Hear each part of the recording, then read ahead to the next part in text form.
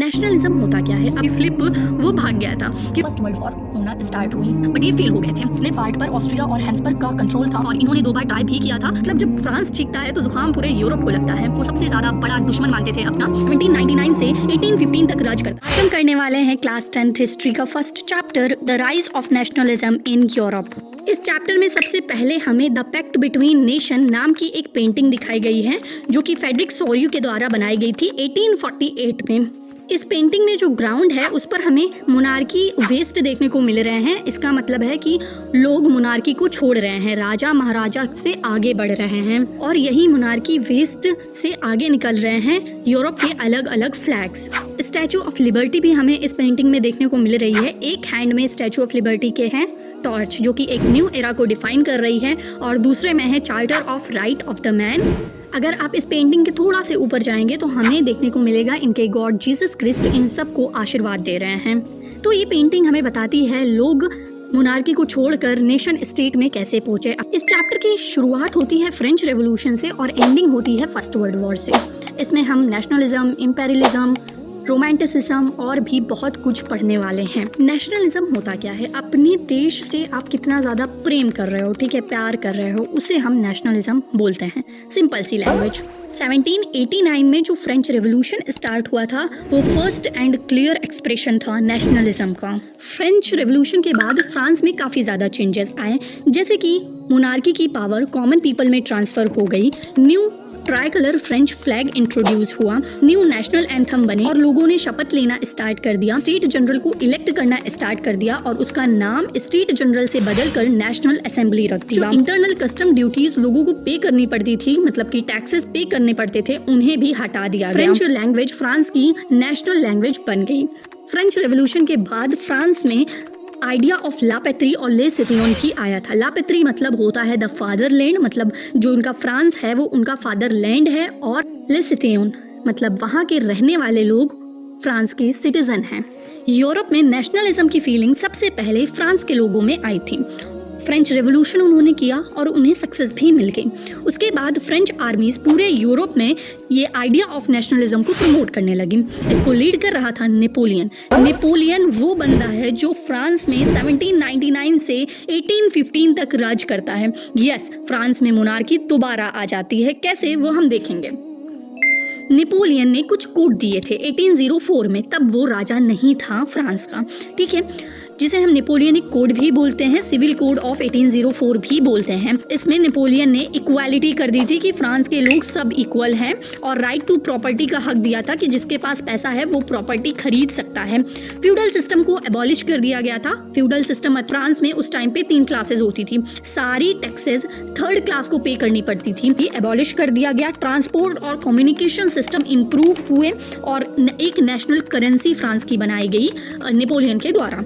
लोगों को लगने लगा नेपोलियन बहुत अच्छा है, हमारी बहुत ज़्यादा केयर करता है, हमारे बारे में सोचता है, सबको इक्वल रखता है, तो लोगों ने खुद ही इसको राजा बना दिया। राजा बनने के बाद नेपोलियन ने क्या किया? पॉलिटिकल फ्रीडम लोगों से छीनने लगा, टैक्सेस बढ़ा दिए गए, सेंसरशिप को इम्पोज करने लग गया लोगों पर और लोगों को फोर्स करता था कि वो फ्रेंच आर्मीज को ज्वाइन करें। नेपोलियन की स्टोरी को यहाँ पर रोकते हैं। अब हम पढ़ते हैं the making of nationalism in Europe. Mid 18th century तक यूरोप में कोई भी नेशन स्टेट नहीं था। नेशन स्टेट क्या होता है? वो नेशन जहाँ के लोगों का idea, culture, tradition, language same होती है, उन्हें हम नेशन स्टेट बोलते हैं। इसका एग्जाम्पल लेते हैं हैब्सबर्ग एम्पायर का। यहाँ पर टायरोल, ऑस्ट्रिया, स्वीडनलैंड, बोहेमिया, गैलिशिया, इटालियन लोग रहते थे, तो इनकी लैंग्वेज भी अलग थी, कल्चर भी अलग था, ट्रेडिशन भी अलग था और आइडिया भी अलग था। लेकिन फिर भी इनके मन में नेशनलिज्म का आइडिया कैसे है, पहले हम जानते हैं वहाँ पर कैसे कैसे लोग रहते थे, फिर पढ़ते हैं कि कैसे नेशनलिज्म की भावना आती है। यूरोप में 2 क्लासेस होती थी, एरिस्टोक्रेसी क्लास और पीजेंट्री क्लास। एरिस्टोक्रेसी में जो लोग आते थे उन्हें हम एरिस्टोक्रेट्स बोलते थे और पीजेंट्री में जो लोग आते थे उन्हें हम पीजेंट्स बोलते थे। जो एरिस्टोक्रेट्स थे वो वेल्दी पीपल ऑफ सोसाइटी थे और इनके पास टाउन हाउस भी होते थे और कंट्री साइड पर भी हाउसेस होते थे। सोशली, पॉलिटिकली, इकोनॉमिकली बहुत ज़्यादा पावरफुल होते थे ये लोग, और इनकी फैमिलीज आपस में कनेक्टेड होती थी, मतलब कि ये आपस में ही शादी कर लेते थे। ये लोग बहुत ज़्यादा अमीर होते थे, तो अपनी अमीरी को दिखाने के लिए ये फ्रेंच लैंग्वेज बोलते थे। आप इटली के एरिस्टोक्रेट्स उठा लीजिए, जर्मनी के उठा लीजिए, मतलब यूरोप के सारे एरिस्टोक्रेट्स का जो वे ऑफ लाइफ था वो लगभग सेम ही होता था। जो सेकंड क्लास है हमारी वो है peasantry class. Peasants majority population थी यूरोप की, और ये पुअर पीपल ऑफ सोसाइटी थे। ये इतने ज़्यादा पावरफुल नहीं थे जितने कि एरिस्टोक्रेट्स थे, और इनके पास बहुत ज़्यादा लैंड भी नहीं था। जब यूरोप में इंडस्ट्रियल रिवोल्यूशन हुआ उसके बाद एक नई क्लास निकल के आई जिसे हम बोलते हैं मिडिल क्लास। ये ना ही बहुत ज़्यादा अमीर थे और ना ही बहुत ज़्यादा गरीब थे। ये एजुकेटेड लोग थे, जैसे उस टाइम के डॉक्टर, लॉयर्स, ये सब। मिडिल क्लास वाले लोग उन मेन को सपोर्ट नहीं करते थे जिनके पास प्रॉपर्टी ना हो, और वीमेन को तो बिल्कुल भी सपोर्ट नहीं करते थे। मिडिल क्लास के आइडिया थे नेशन स्टेट और लिबरल नेशनलिज्म। नेशन स्टेट का मतलब है जिनके कल्चर, ट्रेडिशन, लैंग्वेज सेम हो, उनको एक जगह रहना चाहिए। और लिबरल नेशनलिज्म अब हम पढ़ते हैं। लिबरल मतलब होता है फ्री और लिबरलिज्म मतलब होता है फ्रीडम। तो इन्हें चाहिए थी फ्रीडम। ये चाहते थे ऑटोक्रेसी रूल खत्म हो जाए, गवर्नमेंट लोगों के एग्रीमेंट से बने, इंडिविजुअल को फ्रीडम हो, इक्वालिटी हो कंट्री में, और जो चर्च के लोगों को प्रिविलेजेस मिलते थे वो ख़त्म हो जाए। एक कॉन्स्टिट्यूशन बने और उस कॉन्स्टिट्यूशन के साथ रिप्रेजेंटेटिव गवर्नमेंट बने। अब हम एक दूसरे स्टोरी पर आते हैं। हैम्बर्ग से न्यूरमबर्ग आने में 11 टैक्स बैरियर मिलते थे। 5% के अकॉर्डिंग ट्रेडर्स को टैक्स पे करना पड़ता था। उस टाइम पे 30 डिफरेंट करेंसीज चलती थी, तो ट्रेडर्स को हर बैरियर पर करेंसी एक्सचेंज करवानी पड़ती थी। ये एक बहुत बड़ी प्रॉब्लम थी। डेट्स वाई 1834 में एक कस्टम यूनियन साइन हुआ जिसे हम ज़ोल्वरिन भी बोलते हैं। ये प्रशिया के द्वारा स्टार्ट किया था, जर्मन स्टेट भी आगे ज्वाइन हो गए थे। ज़ोल्वरिन का मेन एम था टैक्स बैरियर को एबॉलिश कर दिया जाए, और जो करेंसीज इतनी ज़्यादा 30 करेंसीज चल रही थी उनको कम कर दिया जाए, और कम किया भी गया। 30 से 2 करेंसीज हो गई, और रेलवे नेटवर्क्स को प्रमोट किया गया ताकि ट्रेडर्स इजिली ट्रेड कर पाएँ। Making of nationalism in Europe, aristocracy, peasantry, ज़ोल्वरिन। उसके बाद हम अब दोबारा से नेपोलियन की स्टोरी पर आते हैं। A new conservation after 1815। 1815 में बैटल ऑफ वाटरलू होती है जिसमें नेपोलियन होते हैं और 4 कंट्रीज के कंजर्वेटिव्स होते हैं। Bharat, Britain, Austria, Russia, Prussia. ये जो कंजर्वेटिव्स लोग होते हैं ये अच्छे नहीं होते हैं, मतलब कि इन्हें मोनार्की सिस्टम चाहिए होता है, और जो नेपोलियन ने थोड़े बहुत अच्छे चेंजेस भी किए थे वो उन्हें अंडू करना चाहते थे, मतलब हटाना चाहते थे। तो इस बैटल में नेपोलियन हार जाता है और कंजर्वेटिव्स जीत जाते हैं। जब कंजर्वेटिव्स लोग जीत जाते हैं तब वो कंजर्वेटिज्म इंट्रोड्यूस करते हैं। इसमें नेपोलियन के चेंजेस को अंडू कर दिया जाता है। चर्च पावर दोबारा से आ जाती है, मोनार्की दोबारा से आ जाती है, सोशल हायरार्की दोबारा से आ जाती है, और ऑटोक्रेटिक रूल रीएस्टैब्लिश हो जाता है, और सेंसरशिप को अडॉप्ट कर लिया जाता है। कंजर्वेटिव्स लोग ट्रीटी ऑफ वेना साइन करते हैं जिसकी मीटिंग ऑस्ट्रिया में रखी जाती है, और इसको होस्ट करते हैं ड्यूक मेटरनिक।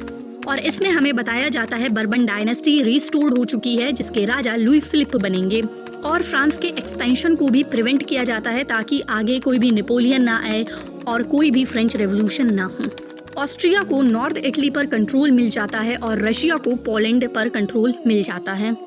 अब इतने ज़्यादा चेंजेस के बाद रेवोल्यूशनरीज लोग चुप तो बैठने वाले नहीं हैं, तो वो अंडरग्राउंड हो गए थे। सीक्रेट सोसाइटीज़ उन्होंने बनाना स्टार्ट कर दी थी। सबसे फेमस इटालियन रेवोल्यूशनरी जिनका एनसीईआरटी में दिया गया है नाम, ग्यूसिप मैज़नी। ये एक सीक्रेट सोसाइटी कार्बोनारी के मेंबर थे, और ड्यूक मेटरनिक इनको सबसे ज़्यादा बड़ा दुश्मन मानते थे अपना।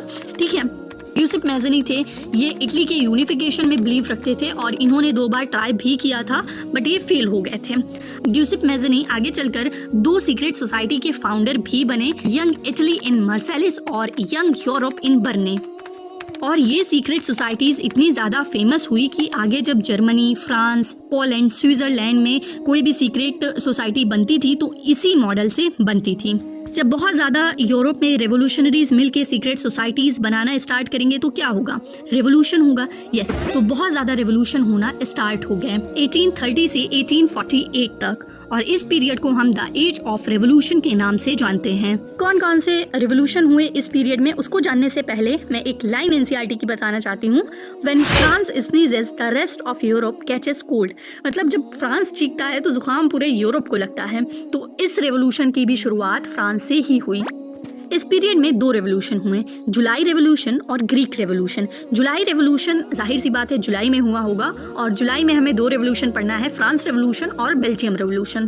फ्रांस का जुलाई रेवोल्यूशन 1830 में हुआ था। इसमें बर्बन किंग को ओवरथ्रोन कर दिया गया था, कॉन्स्टिट्यूशनल मोनार्की को एस्टैब्लिश किया था। कॉन्स्टिट्यूशनल मोनार्की में राजा तो रहता है लेकिन लोगों के ओपिनियन से राजा काम करता है, ठीक है, जिसका हेड लुई फिलिप को बनाया गया था।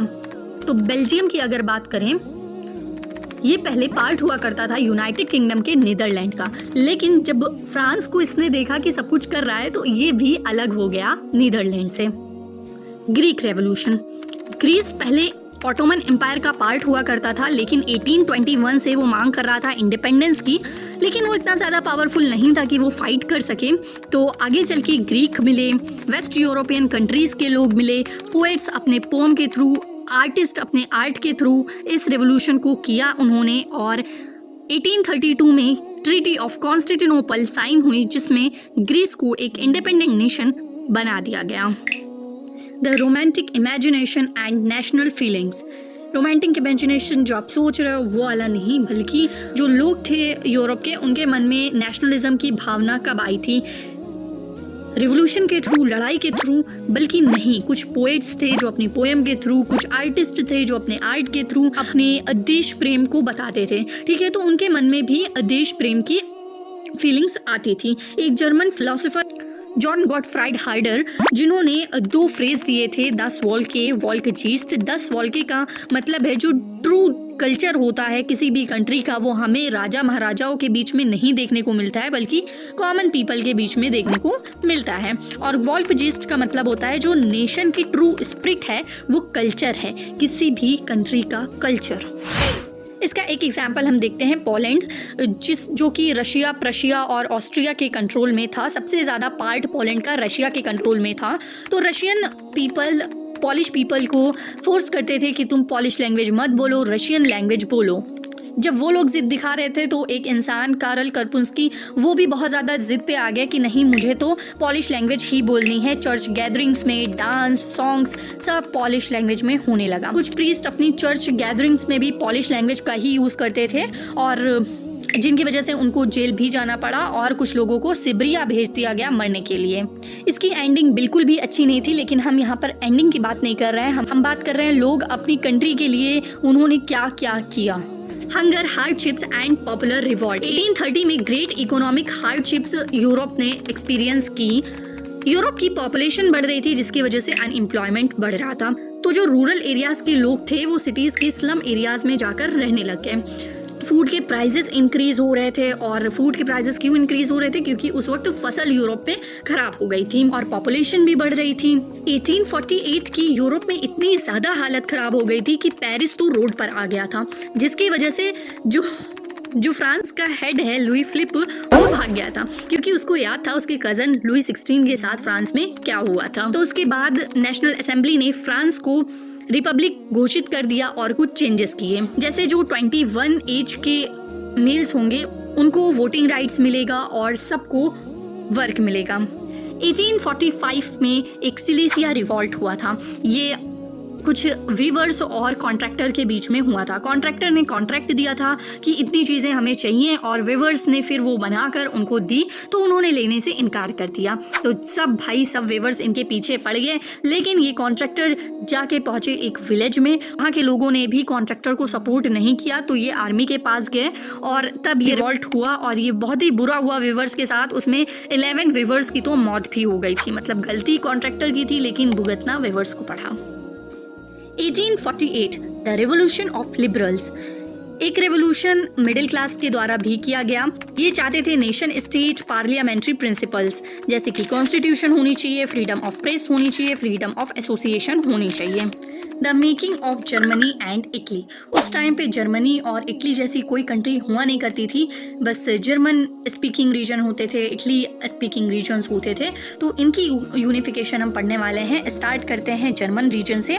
तो ऑल जर्मन नेशनल असेंबली में 831 मेंबर थे, जो कि 18 मई 1848 में फ्रैंकफर्ट नाम की जगह पर जाते हैं और वहाँ के चर्च एसटी पॉल में अपनी जगह लेते हैं और वहाँ पर एक ऐसा कॉन्स्टिट्यूशन का मॉडल बनाते हैं जो कि जर्मन नेशन के लिए होना चाहिए। अब वो जाते हैं प्रशिया के राजा के पास। अब वो प्रशिया के राजा के पास क्यों जाते हैं? क्योंकि उस वक्त जर्मनी कोई कंट्री थी नहीं, तो वहाँ का कोई राजा था ही नहीं, तो प्रशिया ने ही जर्मनी पर कंट्रोल रखा हुआ था। तो प्रशिया के राजा के पास जाते हैं जो कि उस वक्त थे फ्रेडरिक विलियम फोर्थ। लेकिन Frederick William fourth middle class को सपोर्ट नहीं करते हैं, क्योंकि वहाँ पर तो बात हो रही थी कॉन्स्टिट्यूशन की, मतलब कि राजा की पावर कम करने की, तो वो उनको सपोर्ट नहीं करते हैं। लेकिन वो ये भी जानते हैं कि ये मिडिल क्लास चुप नहीं बैठने वाली है, तो वो मजबूर हो जाते हैं कुछ चेंजेस करने पे, जैसे कि सर्फडम और बाउंडेड लेबर को अबॉलिश कर दिया जाता है और हंगेरियंस को और भी ज़्यादा ऑटोनॉमी ग्रांट कर दी जाती है। मिडिल क्लास लोग फेमेन को सपोर्ट नहीं कर रहे थे और वर्कर्स को सपोर्ट नहीं कर रहे थे। अगर वो करते तो शायद जर्मनी का यूनिफिकेशन पहले ही हो जाता, क्योंकि जब बहुत ज़्यादा लोग होते तो राजा शायद डर जाता। कुछ दिन बाद मिडिल क्लास लोग लैंडलॉर्ड्स की हेल्प लेते हैं। लैंडलॉर्ड्स को हम जंकर्स ऑफ प्रशिया के नाम से भी जानते हैं।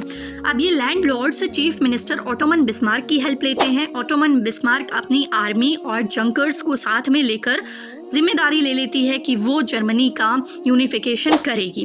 फिर ऑटोमन बिस्मार्क, आर्मी और जंकर्स फ्रेंच, ऑस्ट्रिया और डेनमार्क से लड़ाई करते हैं और ये लड़ाई 7 साल तक चलती है और इन 7 साल में 3 बार लड़ाई होती है। आखिर में जर्मन का यूनिफिकेशन हो जाता है, जर्मन कंट्री बन जाती है, जिसमें केसर विलियम फर्स्ट को राजा बनाया जाता है। ये राजा बहुत ही ज़्यादा फोकस करते थे मॉडर्नाइजिंग करेंसी में, बैंकिंग सिस्टम में और जुडिशियल सिस्टम में। यूनिफिकेशन ऑफ इटली, इटली को यूनिफाई करने के लिए मैज़नी ने 2 बार ट्राई किया था, लेकिन वो फेल हो गए थे। 19th सेंचुरी में इटली 7 स्टेट्स में डिवाइड था। सर्देनिया पिडमंट का पार्ट विक्टर इमैनुअल के द्वारा रूल किया जाता था। इटली के इतने पार्ट पर ऑस्ट्रिया और हैब्सबर्ग का कंट्रोल था। मिडल वाला पार्ट पॉप्स के कंट्रोल में था और जो नीचे वाला पार्ट है वो बर्बन किंग ऑफ स्पेन के कंट्रोल में था। विक्टर इमैनुअल सेकेंड डिसाइड करते हैं कि वो इटली को यूनिफाई करेंगे, तो वो चीफ मिनिस्टर काउंट केवर की हेल्प लेते हैं। 1848 में काउंट केवर और फ्रेंच आर्मीज मिलकर ऑस्ट्रेलियन हैब्सबर्ग के कंट्रोल ले लेती हैं। उसके बाद काउंट केवर और गियुसेप गैरिबाल्दी और उनकी आर्मी मिलकर साउथ का control bourbon king of Spain से ले लेती है और जो मिडिल वाला पार्ट होता है जो कि पॉप के कंट्रोल में था, उसके लिए फाइट करने की ज़रूरत ही नहीं पड़ती है, वो खुद ही सरेंडर कर दिया जाता है। 1861 में इटली भी यूनिफाइड नेशन बन गया और इसके किंग विक्टर इमैनुअल सेकेंड बने। The strange case of Britain, आज ब्रिटेन हमको जैसा लगता है पहले ऐसे नहीं था। इसके 4 पार्ट थे। स्कॉटलैंड जहाँ पर स्कॉट लैंग्वेज बोलते थे, वेल्स जहाँ पे वेल्श लैंग्वेज बोलते थे, इंग्लैंड जहाँ पे इंग्लिश लैंग्वेज बोलते थे और आयरलैंड जहाँ पर आयरिश लैंग्वेज बोलते थे। वेल्स 1535 से ही ब्रिटेन का पार्ट था और 1707 में एक एक्ट यूनियन बनाया गया जिसमें ब्रिटेन ने स्कॉटलैंड से कहा था तुम और हम आ जाओ साथ में तो हम मज़े करेंगे, लेकिन स्कॉटलैंड को बाद में पछतावा भी हुआ था। आयरलैंड पर आते हैं तो आयरलैंड में 2 टाइप्स के लोग होते थे, कैथोलिक्स और प्रोटेस्टेंट्स। ये दोनों आपस में लड़ाई किया करते थे, तो इंग्लैंड ने प्रोटेस्टेंट्स को सपोर्ट करना स्टार्ट कर दिया।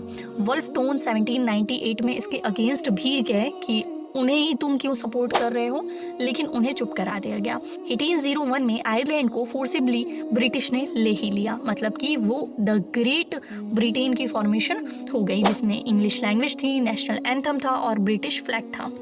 विजुअलाइजिंग द नेशन, आर्टिस्ट ये सोचते हैं कि अब हम अपने नेशन को विजुअलाइज करें किसी फीमेल फिगर्स के द्वारा। वो फीमेल्स रियलिटी में नहीं एग्जिस्ट करती हैं, लेकिन वो कुछ ऐसा बनाएंगे जिससे कि उनका पूरा नेशन विजुअलाइज हो और उस फीमेल फिगर को हम एलोगोरी बोलते हैं। जैसे कि फ्रांस की एलोगोरी है क्रिश्चियन मेरियन और जर्मनी की एलोगोरी है जर्मेनिया। जर्मेनिया के बारे में एनसीईआरटी में टेबल दिया गया है जिसमें बताया गया है कि पीछे जो ब्लैक, रेड और गोल्ड ट्राई कलर है वो जर्मनी का फ्लैग है, ठीक है। और जो ब्रोकन चेन्स हैं वो बीइंग फ्रीड को रिप्रेजेंट कर रही हैं, मतलब कि वो फ्री हैं, वो बंधे हुए नहीं हैं चेन्स से। ब्रेस्ट प्लेट विद ईगल ये सिंबलाइज करता है जर्मन एम्पायर को। क्राउन ऑफ ओक लीव ये हीरोइज्म को सिंबलाइज करता है और जो तलवार है, स्वॉर्ड है, वो रेडीनेस टू फाइट को सिंबलाइज करता है, मतलब कि अगर तुम फाइट करोगे तो हम भी फाइट के लिए रेडी हैं। ओलिव ब्रांच जो कि तलवार के आसपास लगे हुए हैं वो पीस को सिंबलाइज करता है और जो रेज है राइजिंग सन की वो रिप्रेजेंट करती हैं न्यू एरा को, जर्मनी के। Nationalism and imperialism. नेशनलिज्म तो हमने पढ़ लिया है कि देश की जो प्रेम है उसको नेशनलिज्म बोलते हैं, और इसी देश प्रेम के चक्कर में अगर हम दूसरे देश पर कब्जा करने लग जाएं तो उसे इम्पेरियलिज्म बोलते हैं। मतलब एक बड़ी कंट्री जब छोटी छोटी कंट्री पर कब्जा करने लग जाए तब उसे इम्पेरियलिज्म बोलते हैं। एनसीईआरटी ने इसकी केस स्टडी दी हुई है बाल्कन्स रीजन की। बाल्कन्स रीजन में अलग अलग लोग रहते थे, बल्गेरिया के, अल्बेनिया के, ग्रीस के, रोमानिया के, सर्बिया के, ठीक है। तो बाल्कन्स रीजन ऑटोमन एम्पायर के कंट्रोल में आता था। जब ऑटोमन एम्पायर थोड़ा सा कमज़ोर होने लगी तो जो सारे ही रीजन्स थे, अलग अलग रीजन्स, वो इंडिपेंडेंस होने की सोचने लग गए। जब उनके अंदर नेशनलिज्म की भावना आई तब उन्होंने सोचा कि हमें अलग होना चाहिए। वो अपना अपना रीजन्स तो अलग कर रहे थे, लेकिन साथ ही में वो एक दूसरे से इतना ज़्यादा जेलस थे, दूसरे रीजन पर भी कब्जा चलाने का सोच रहे थे, जिससे कि इनके बीच में आपस में लड़ाई हुई। जब इनके बीच में लड़ाई हुई तो बड़ी बड़ी कंट्रीज़ जैसे कि रशिया, इंग्लैंड, उन्होंने भी अपना हाथ मारा इस लड़ाई में, और उन्होंने भी सोचा अगर ये कंट्रीज़ मेरे हाथ में आ जाए तो ज़्यादा अच्छा होगा, जिससे कि फर्स्ट वर्ल्ड वॉर होना स्टार्ट हुई। तो ये चैप्टर स्टार्ट हुआ था फ्रेंच रेवोल्यूशन से और इसकी एंडिंग हुई फर्स्ट वर्ल्ड वॉर से। सेकंड चैप्टर में हम नेशनलिज्म इन इंडिया पढ़ेंगे। Thanks for watching, listening and choosing my video.